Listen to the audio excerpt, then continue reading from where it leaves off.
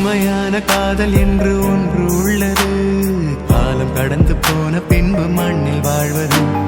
காலம் எந்த கைப்பிடிக்குள் மாட்டிக்கொண்டது. காதல் என்னை விட்டு விட்டு எங்கு சென்றது.